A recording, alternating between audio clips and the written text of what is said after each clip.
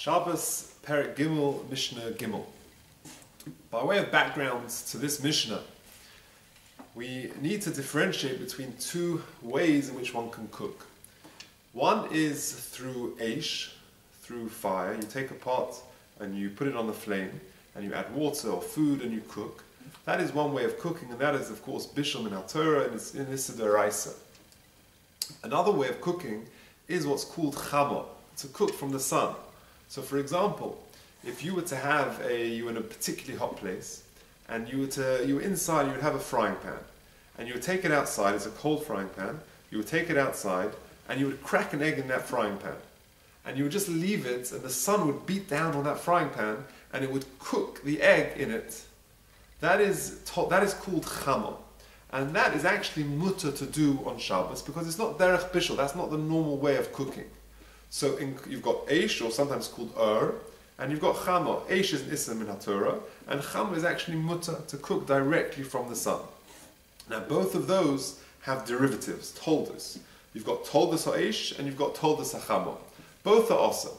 Toldos ha'eish is actually awesome in haTorah. So for example, if you have a frying pan or a pot which has been heated up on a flame, and then you remove it, it's husar me ha'eish, and you put it on the side, and then you start cooking with that, then that is considered bishul even min haTorah, and you'd be chayav chatzos if you did it b'shogeg, etc. That's the bishul d'oraisa. Toldos ha'eish. Toldos chama logically should be mutter, because if you're cooking from the chama itself, which is mutter, then surely from the toldos should also be. But yet Chazal made the gezeira, a gezeira of toldos chama otu toldos ha'eish, because people might get confused and think, hey, if toldos chama is okay, cooking from the derivative, taking a pot and leaving it out in the hot sun, and then cooking in that pot which has been heated up, people might think, hey, if that's okay, then toldos ha'eish is also okay, and then he might do an issa d'oraisa. So therefore, Chazal made a gezeira of toldos hachama otu toldos ha'eish, and both are asa. And in fact, the Gemara notes that yofa koyach haben mikoyach ha'av, that yofa koyach haben, that we're more strict with the derivative, the toldos hachama, than we are with the actual chama itself. That is the background to this Mishnah. We'll see the application of this in the Mishnah now. Let's show. Says the Mishnah, Ein noisnin beitza b'tzad ha'meicham. You're not allowed to put an egg next to a meicham. A meicham is a kettle. It's like a big copper pot where you heat up water. And even though this pot has been heated up by a flame, by eish, but now it's been removed from the fire, even still, you're not allowed to put an egg next to it. Bishvil shetiskalgel, in order that this egg will now cook, because this meicham has got the status of toldos ha'eish. It's a derivative. It's not even on the flame, but yet it's away from it. But you cannot put the egg next to it. Bishvil shetiskalgel, in order that it sort of becomes lightly cooked. The lashon of shetiskalgel, the Bartanura says, shetitzlek tzatz, that it should roast slightly. Ad shetehi mugulgeles, and in order that it will become mugulgeles. What does that mean? Koloma mu'ureves. It means mixed up. Why? Because if you've got a raw egg, imagine if you crack open a raw egg, the white and the yolk are separate. Once you start cooking and roasting it, it becomes mixed up. So mugulgeles is a lotion of mu'ureves. It will become mixed up. Others explain that mugulgeles is from the lotion of rolling. Imagine if you've got a raw egg. You try roll it doesn't work. But once you hard boil it, it's hard boiled, it's a strong egg, you can roll it, no problem. Shetiskalgal means that you can cook it, i.e. you'll be able to begin to roll it. So either way, the Mishnah says, you're not allowed to place an egg next to this kettle, whether it's aloish, even if it's not aloish, bishvil shetiskalgal, that you should slightly cook it. V'lo yafki ena besudarin, nor are you allowed to break it open on hot scarves.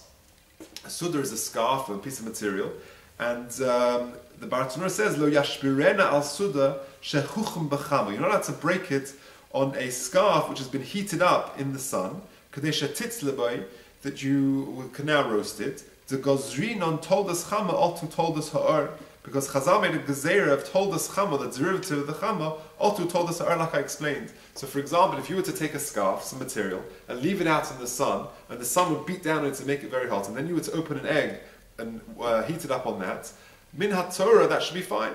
because even just cooking it directly from the sun would be okay. So surely the tolda would be okay as well. But Chazal made a gezeira of toldas chama, or to toldas or eish, either one, whatever you want to call it. Rabbi Yossi is matzeh. Rabbi Yossi said it's fine. Why? Because the Bartanur says the sova loy gazrin and toldas chama, or to toldas ha'or. Because he said we don't make this gezeira, but the halach is not like Rabbi Yossi, and the Rambam, the Shulchan Aruch, Paskin, that told us hachama is in fact also midrabanan. Told us ha'or is also min haTorah, like itself. But we don't pass them like Rabbi Yossi. Continues the Mishnah.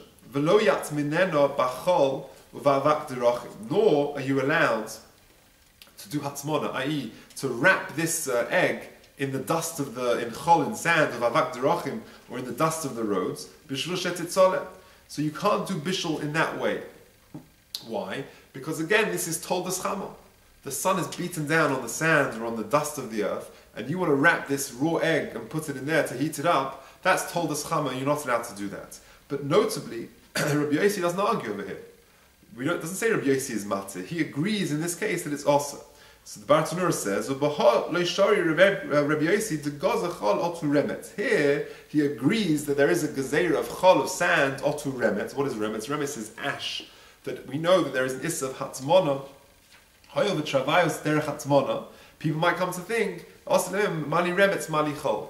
The Gemara actually gives two reasons why Rabbi Yossi doesn't allow doing this. The reason number one is because a guy might think, hey, it's hatmona, mali remetz, mali chol. What difference does it make if it were allowed? If Rabbi Yossi would allow it, people will think, hey, I'm allowed to put it in the sand; it will get hot. I'm allowed to put it in the ash as well, and people might come to do proper bishul if there was ash, etc. That's one reason of the Gemara. The second reason is Inami brings the Bartanura. A